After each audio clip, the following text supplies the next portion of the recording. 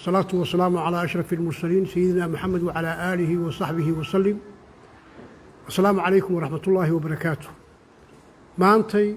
oo jimco ah bishuna tahay 26 November 2021 waxaanu halkan isugu nimi saraakiishii iyo mas'uuliyiintii gobolka ciidamada halkan jooga oo booliis iyo daraawiish leh iyo nabad sugid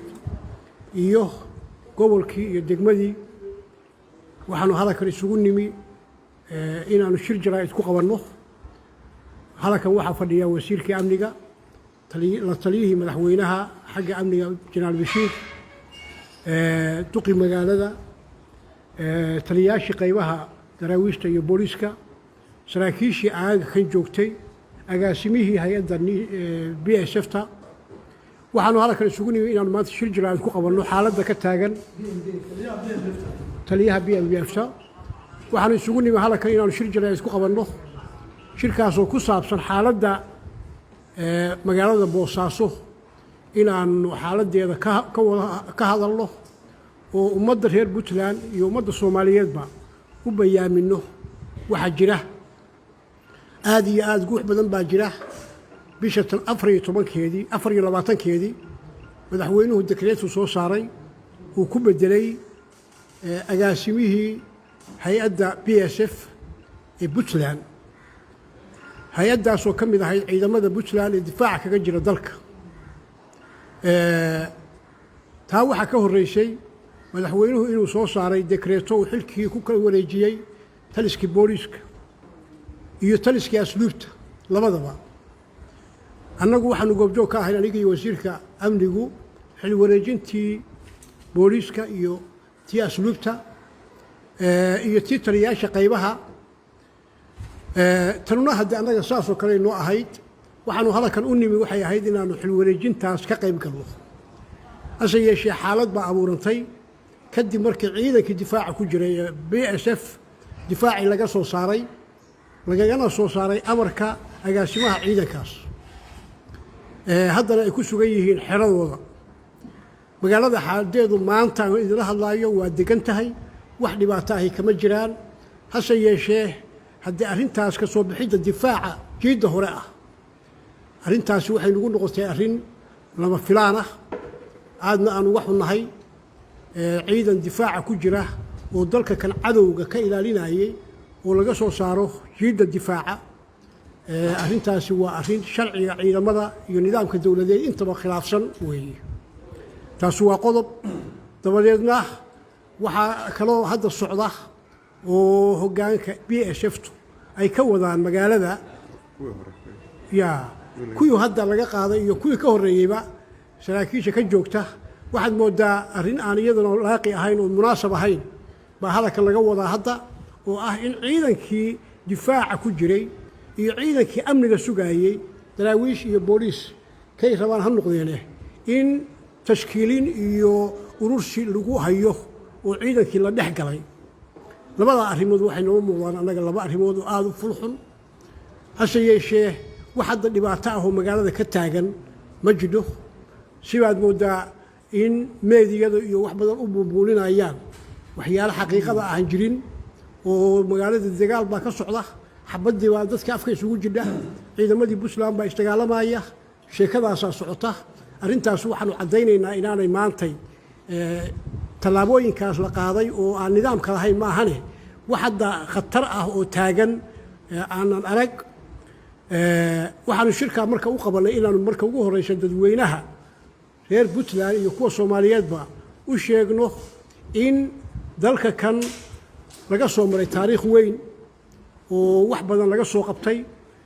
23 sano 22 sano baa dalkani maamul leeyahay. si wanaagsan baana maamulkaasi u soo socday. maantana meel fiican buu marayaa. hawlo badan baa nagu soo fool leh. hadda waxaanu soo marnay oo gudannay doorashadii qof iyo cod ahayd. waxa hadda nagu soo socda waxa weeye oo 3 magaalo ah. waxa nagu soo socda oo kaleeto waxa weeye doorashadii federaalka xunaheeda baarlamaanka u galaayay oo aanu dhowaan iyadana rabno inaan qabanno. dalkaanu hawlahaas soo maray maantana diyaar uma aha inuu xaalad murugsan oo amni xumo ah ay ka dhacdo u malayn maayo shacabka reer Puntland inay raali ka noqonayaan nidaamka hadda dhacay oo aynu haynaa ma aha wax kale ee waa isbedel dawladeed oo nidaamka suu yahay ah haddii isbedeladaas hore aan usoo sheegay buu la mid yahay wax kale oo khilaafihi ma jiraanin ciidamaduna meel ay joogaaniinba dawladdaasay ka tirsan yihiin amar bayna ku shaqeeyaan madaxdooda amar baa lagu magacaabaa oo looga qaadaa xilka laguna magacaabaa qof uma shaqeeyaan ciidanku sidaas darteed xaaladda magaalada horta in been laga sheego maaha annagu waxaanu rajaynaynaa inaan wax dhibaato ahi dhicin xil wareejintaasi inay si nabada ku dhammaato baan ilaahay ka baryaynaa waxaan kaloo rabaa inaan u caddeeyo ummadda reer Puntland ciidanka BSF waa ciidan taariikh wanaagsan ku leh ummadda dhexdeeda soo halgamay dagaalo soo maray difaac weyn soo qaatay soo galay cadowga maanta ku soo wajahan reer Puntland ciidankaasi doorka ugu weyn difaaciisa buu ka qayb qaatay rag badan baa ku dhintay rag badan baa ku dhaawacmay waa ciidan sharaf ka mudan ummadda reer Puntland maanta ciidan ama qof leeyahay ama kooxi leedahay oo maxaan kuu sheegay qaabkii qabqablayaasha loo adeegsado annagu uma aragno ciidankaasi waxaan u aragnaa ciidan ummaddu ku kalsoon tahay waxaan ku boorinayaa saraakiisha joogta iyo ciidankaba in loo hoggaansanaado nidaamka baan ku boorinaynaa in dowladnimada la aqoonsado Puntland qof iyo labo iyo tobanba waa ka weyn tahay ummad dhan weeye oo madaxweyne leh golayaal xukuumadeed leh maxaan kuu sheegayay dawlad kaamil ah oo talishiici dawlad leh waxa loo baahan yahay marka in nidaamka dawladeed la raaco baa loo baahan yahay ciidanka BSF taasaan kula talinayaa hogaamiyaashooda hadda haraka waxa jooga oo annagu hawsha mas'uuliyadeeda aan u haynaa waa Generaal Maxamuud Ismaan Cabdullaahi hase yeeshee waxa jooga isaguna oo ciidanka taladiisu ka go'daa Asad Ismaan Cabdullaahi labadaba waa raadinay inaan la hadalno waa noo soo toobi weeyay wax kalena ma niraahneenee waxaanu oran lahayn war xukum dawladnimo iyo xukun dawladeed waxa lagu doonaa si nabad ah iyo rabitaanka ummadda iyo nidaam dawli ah in lagu helo ee laguma helaayo jabhadeyn iyo ciidan urursi iyo maxaan kuu sheegayay wixii xamar ka socon jirayoo nimanka la yiraahdo waroorisku samayn jireen arrintaa waqtigaas taas waa dhammaatay maanta waxa weeye qofkii xukun doonaya nidaam dawladeed inuu maro baa laga marmaana ciidanka BSF waa ciidankii dawladda saraakiisha hogaaminaysana waa saraakiil dawladeed kii hadda laga qaaday xilku magacaabis buu ku yimi kii ka horeeyay magacaabis buu ku yimi nin walba waqti buu leeyahay xilkuna waa meerto waxa weeye nimankaas waxaan leenahay dalka nabad ka dhiga ciidanka nabadeeya xaaladda dejiya wax dan oo idinku jira ma jiraanin haddaad xukum doonaysaaniin oo xilka wax ka doonaysaaniin waa soo marteen Asad Cabdullaahi Asad Ismaan Cabdullaahi tartan buu galay madaxweynenimada tii hadda u dambeysay waxaan u malaynayaa 3-4 kursi maaqan wax looga adkaaday qofkii labaad buu noqday oo dawladnimadaas tartan u gala wuxuuna ku helay wax kale ma ahayn kalsoonida shacabka buu ku helay iyo maxaan ku sheegay xildhibaanada ayuu ku helay hadda tii u dambeysay oo ahayd xisbiyada ahayd saddexdii xisbi maxaan kuu sheegayay doorashadoodu ka socotay meesha la yiraahdo ayl iyo qardho iyo ufayn xisbigaasi wuxuu galay saddexda magaalada kaalinta labaad buu galay haddeer isbahaysi markay samaysteen xisbi kale iyo iyaguna waxay noqdeen labada jagooyinka duqa magaalada iyo ku-xigeenkiisa magaalooyinka qardho iyo ufayn labadaba inay heli karaan inay ku guulaysteen oo iyagu heleen tiradii ugu badnayd baa muuqata 47 degmo oo soo socdana sidaasoo kaleeto ayaa wax u dhacayaan isaan aaminsanahay waxa weeye marka iyadoo wanaag lagu heli karo xukunka iyo dawladnimada maanta in qori la qaato aad iyo aad baan wax u nahay asad anigu waagii tartanka ku jiray anigayga maanta taliyaha ciidanka taliyaha guud ee ciidankaahi waxaan u ahaa campaigner baan asad u ahaa waxaan ugu ahaana wax kale ma ahayne kalsooni ummaddu ku qabto baan ugu ahayn maanta in asad iyo gurigii uu joogay iyo xeradii dhibi ka soo yeerto oo dhibtaasi ku wajahan tahay magaalada Boosaaso ummadda reer Puntland iyo ummadda Soomaaliyeedba aad iyo aad baan uga xunahay waxaan ku boorinaynaa asad iyo maxamuudba inay hawshaa u hoggaansanaadaaniin oo nidaamka ilaashaaniin ciidankaasina uusan ahayn ciidan qof leeyahay yahay ciidan qaranku leeyahay magac iyo sharafna ku leh dalka arintaasaanu u sheegaynaa waxaanu codsanaynaa in xaaladda nabad lagu soo rogo oo dalka la nabadeeyo oo aan ummadda maanta magaaladaa joogta oo ay dhaci karto duruufo adag inay haystaan xag dhaqaale dhibaatooyin badan ay jiraan in dagaal iyo amni darro loogu daro aad iyo aad baanu uga xunnahay waxaan marka ka codsanaynaa dalka nabadha ka dhigeen waxaa suuqa la geliyaa ciidamo fara badan baa magaalada soo galay baa suuqa socota oo lagu sheekaynaya oo laga soo diray garoowe oo amni darro iyo waxyaalahaas keenaya annagu halakan ciidan aanu keennay ciidamadii hore u joogay maahane ciidan kale ma jiro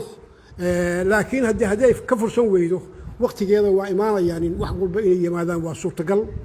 marka waxaanu ku boorinaynaa shacabkuna inuu caynkaa ula socdo oo nabadda ka shaqeeyo cid allaale cidda arrintaas wax ka qaban karta oo dhex geli kartaana inay dhex gasho waa ku boorinaynaa anigu intaasan maanta oran lahaa asalaamu calaykum waraxmatullaahi wabarakaatu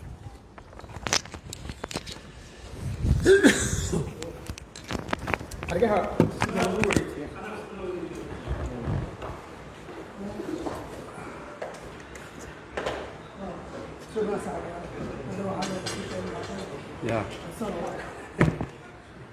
Yeah.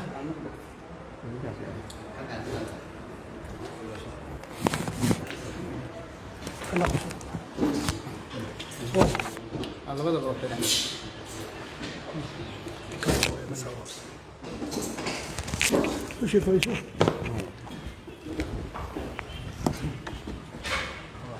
لا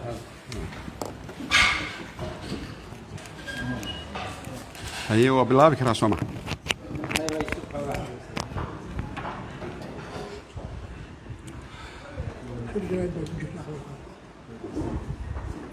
بسم الله الحمد لله وثناء لله والصلاة والسلام على رسول الله صلى الله عليه وعلى آله وصحبه وسلم maantay oo ah maalin jimco ah taariikhduna ay tahay 26 bisha November 2021 waxaanu ku sugannahay magaalada caasimadda ganacsiga ee Puntland ee Boosaaso waxaanu isugu nimi oo uu shirkayagu daaranaa waxa ay ahayd adkaynta amniga caasimadda ganacsiga ee Boosaaso iyo inaanu bulshada la wadaagno markaanu shirkayagii dhamaysanay qodobadii shirka ka soo baxay iyo xaaladda amni ee wadanka si guud iyo tan gaar ahaaneed ee magaalada Boosaaso marka ugu horeysa Ilaahay subxaanahu wa ta'aala waa mahad iskale wadanku waa amni nabadgelyo lagu seexdaa lagu soo toosaa magaalada Boosaasana amni buuxa oo dhameystiran baa ka jira wax khalkhal amni xuma ah kama jiraan dhibaato kale oo laga baqayo oo in xaaladdu faraha ka baxdaana kama jiraan wax walba oo under control way waxaan rabaa inaan dhowr qodob taabto jananka wax badan buu ka hadlay waxaan rabaa inaan dhowr qodob oo muhiim ah dul istaago marka koowaad annagu waxaanu u nimi magaalada Boosaaso marka laga yimaado shaqooyinka iyaga routiniga ah oo amniga iyo controlkooda iyo dabagalkooda iyo kuurgelidooda marka laga yimaado oo joogto noo ahayd inaanu magaalooyinka waaweyn ay Booso ka mid tahay aanu markaanu muddo joogno aanu nimaano aniga iyo jananadu waxaanu u nimi inaanu u kala wareejino xilka agaasimihii hore ee hay'adda Puntland Security Force ama BSF ninka la yiraahdo Maxamuud Cismaan Cabdullaahi iyo agaasimaha cusub ee hay'adda Puntland Security Force BSF sareeyo guuto Amiin Xaaji Khayr arintaas aanu u nimi magaalada inaanu xilka u kala wareejino haddaanu nimi magaalada oo aanu hawsha u nimi waxaanu joognaa 2 maalmood hadeer wali hawshaasi ma aysan dhicin waxaa jirtay sidii uu jananku xusay digreeto soo baxday 24 bishan 2 maalin ka hor oo ay digreetada xilka looga qaaday Maxamuud looguna magacaabay Amiin oo aanu u nimi inaanu u kala wareejino dib marka taariikhda loogu noqdo Puntland waxa ay jirtaa dhowr iyo 20 sano nidaam dowladnimo oo dhammaystiran oo qaangaar ah baa ka jira. qof khaldamay iyo 2 qof oo khaldantay iyo 3 qof oo khaldamayna waxba ma yeeli karaan, mana khalkhal gelin karaan, mana khaldi karaan. ummadda tani waa ummad go'aan qaadatay, masiirkooda ka tashatay, dowladnimadooda dhammaystiratay. cid walba oo dowladnimada iyo nidaamka ka hor imanayana xukuumad iyo shacab meel baa looga soo wada jeedaa. xukuumaddii ka horreysay ee uu mudane cabdiweli cali gaas uu madaxweynaha ka ahaa baa loo magacaabay sarreeye guuto maxamuud cismaan cabdulaahi in uu u noqdo BSF inuu taliye u noqdo. waxaa ka horreeyey oo xilka markaa laga wareejiyey ninka la yiraahdo Asad Cismaan oo isagana uu u magacaabay madaxweynihii ka horreeyay cabdiweli ee ahaa madaxweyne maxamed cabdiraxmaan faroole. marka waxaa aragtaa waxay ku imanaysay jaranjaro mar walba xukuumadda markaa joogta ba xilka ama ka qaadaysay ama magacaabaysay ama daynaysay. waddanka waxaa ka jira ciidamo 6 ah. 4 waxaa weeye ciidanka daraawiishta Puntland, ciidanka booliska Puntland, ciidanka asluubta iyo ciidanka nabad sugidda Puntland.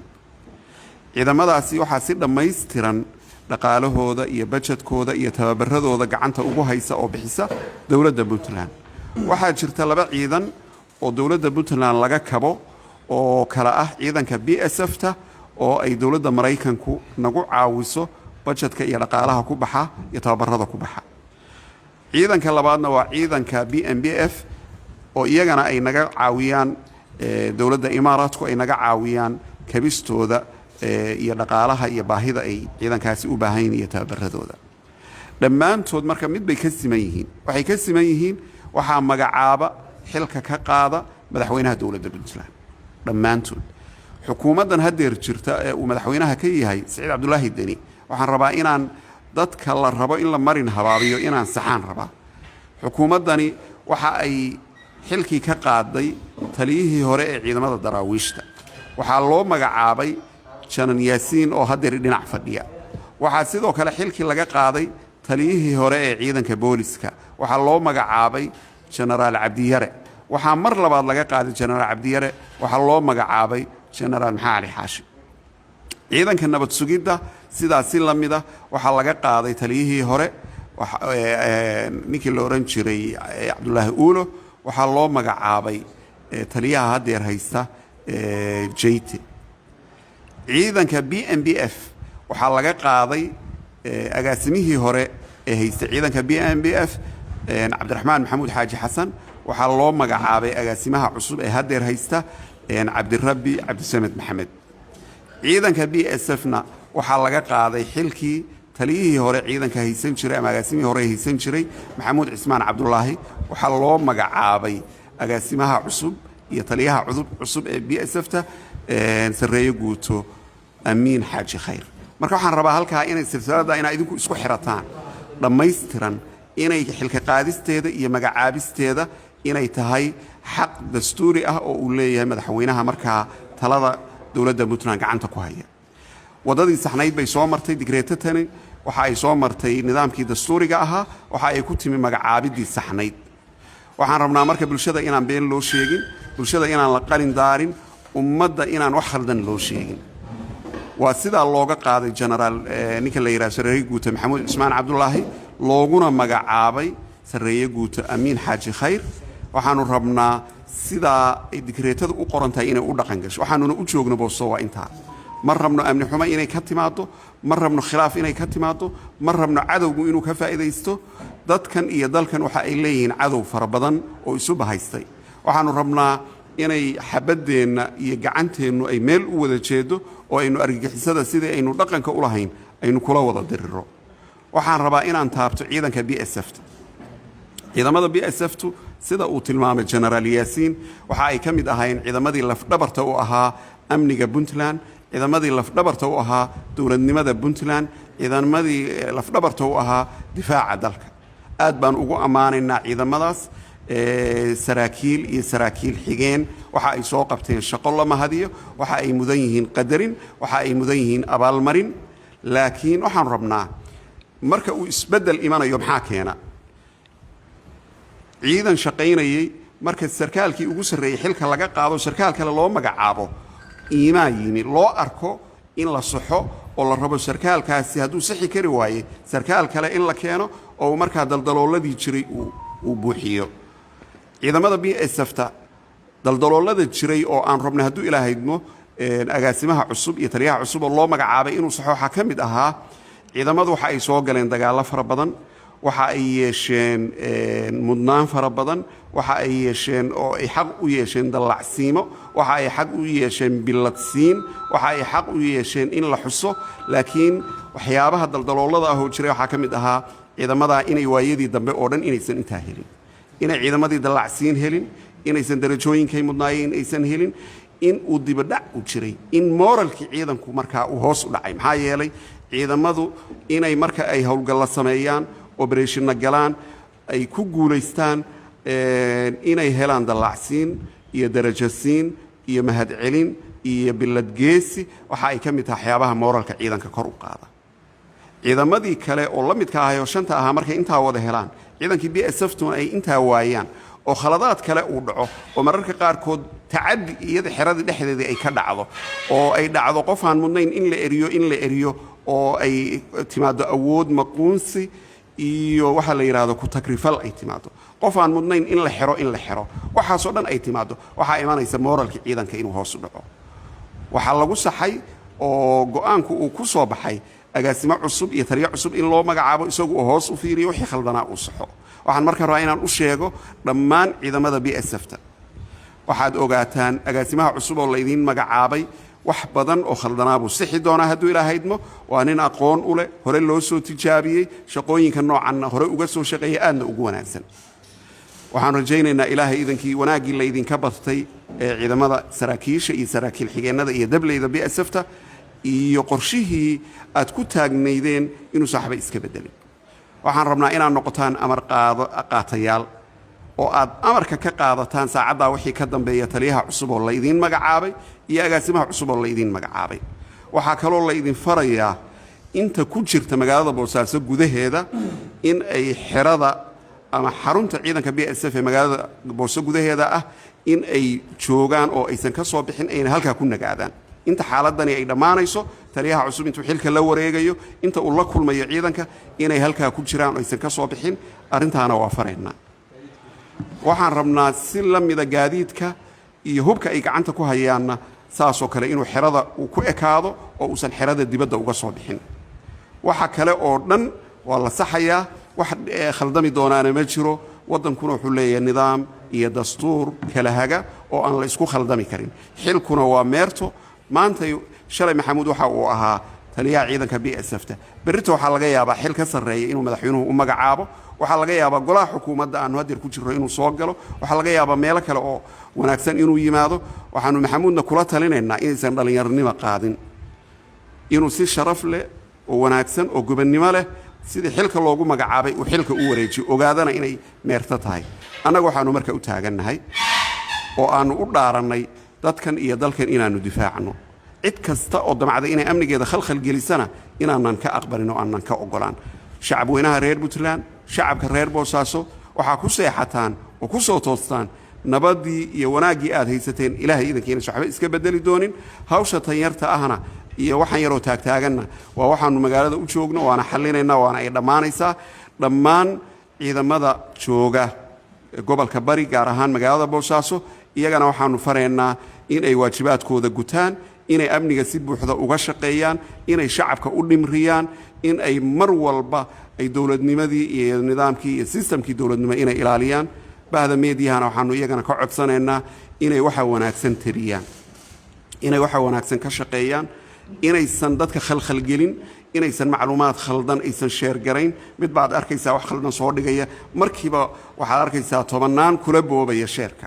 oo kuwa badan oo aan arag markiiba gaarsiinaya marka waxaa la rabaa in ay meediyuhu inuu waxa wanaagsan ka shaqeeyo waa uga mahad celinaya inta hadda ay hor joogta iyo in badan oo aan aqaano waa inta waxa wanaagsan ka shaqeysa waa inta waxa